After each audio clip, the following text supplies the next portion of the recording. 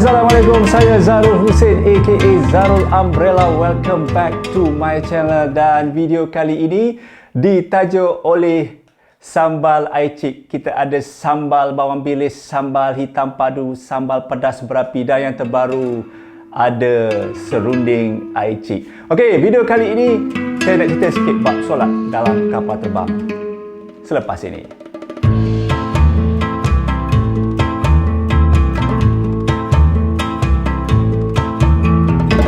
Okay, welcome back. Ramai yang tanya saya pasal solat dalam kapal terbang ni. Well, actually, nak solat dalam kapal terbang boleh je.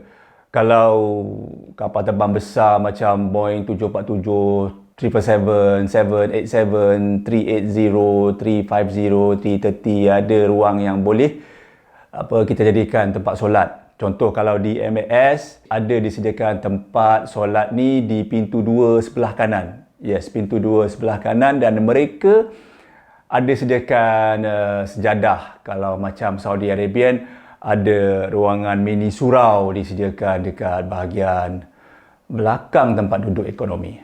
Okey, kalau kapal-kapal kecil contoh macam Boeing 737 atau 320, selalunya tak ada ruang untuk solat secara kata normal lah. So, dinasihatkan solat kat tempat duduk lah. Nak senang korang jamak lah sebelum ataupun pergi flight.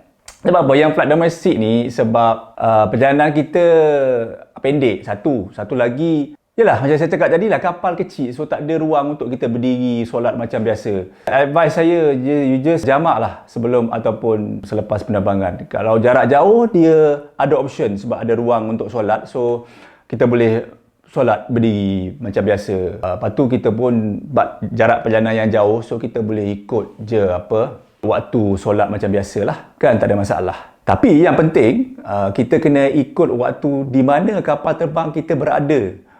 Waktu semasa lokasi kapal terbang kita tu. So kalau kita berada di ruang udara India, so kita kena ikut waktu solat di India lah. Dia simple je, dia punya rules macam tu. So, macam mana kita nak tentukan waktu solat? Tapi sebelum tu, kita dengar dulu pesanan dari penaja sambal aicik.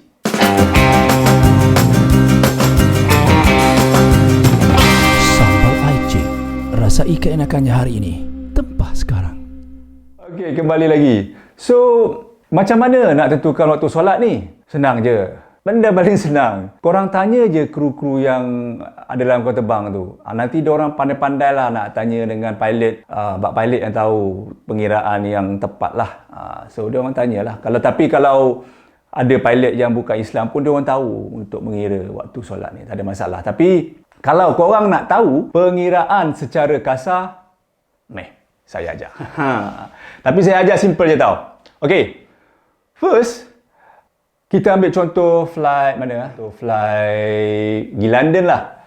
Atau departure dalam pukul 10 pagi ke KLIA dan sampai dekat London pukul 4:30 petang hari yang sama. First, korang kena faham apa itu zon masa ataupun GMT. Apa ni GMT ni? Greenwich Mean Time, dan juga UTC. Apa UTC tu? Ialah Coordinated Universal Time. Kalau korang tak tahu lagi apa kata, korang stop jap video ni, kau pergi Google ataupun kau tengok video-video pasal GMT dengan itu sini. Okey, bila kau dah faham pasal tu, baru korang boleh sambung tengok video saya nak cerita sekejap lagi ni. Okey? Okey dah. Dah tahu dah apa benda GMT UTC ni? Okey, dah. Kalau dah tahu, kita ambil contoh. Okey.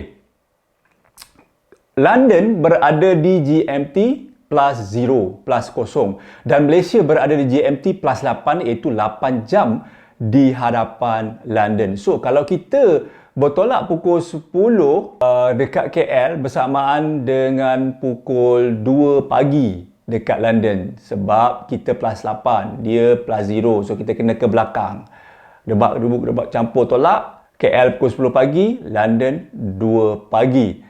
Dan flight akan mengambil masa selama, ingat, 12 jam setengah. Okey? Ingat, pukul 2 pagi dekat London. Dan KL pukul 10 pagi.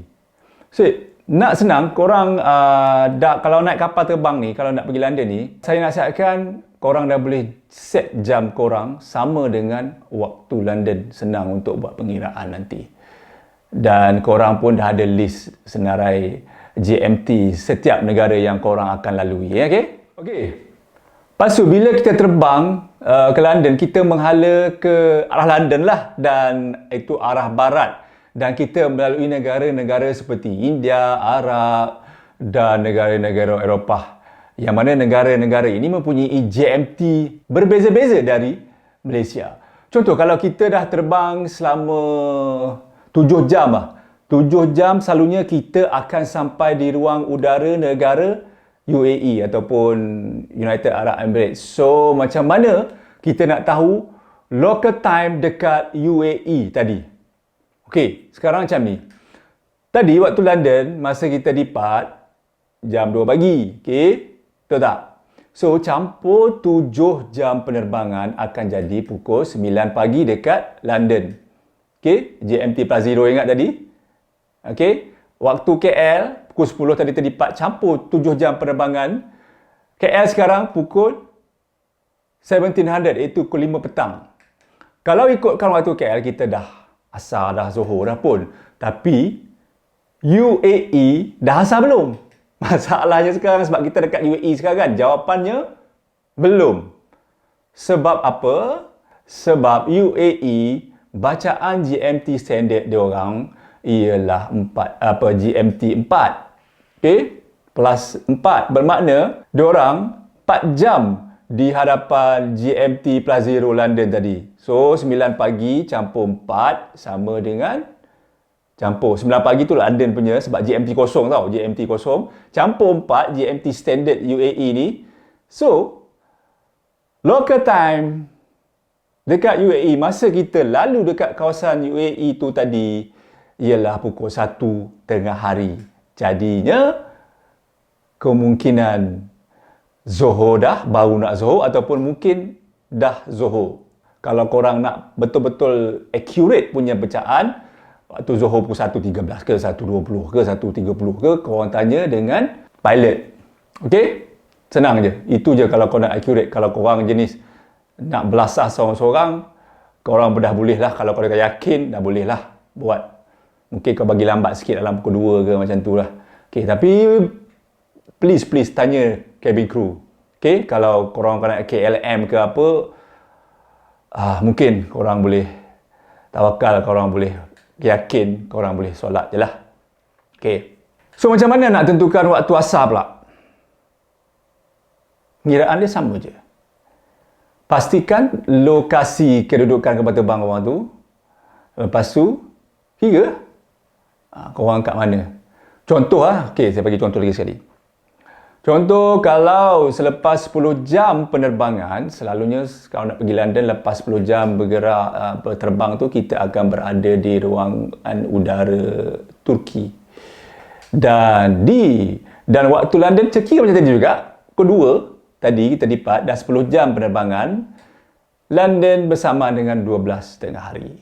So, Turki pula bersamaan dengan Turki, GMT dia plus 3. Okey? Iaitu 3 jam di hadapan London. Iaitu bersamaan dengan 1500, which is pukul 3 petang. Belum asar pun lagi.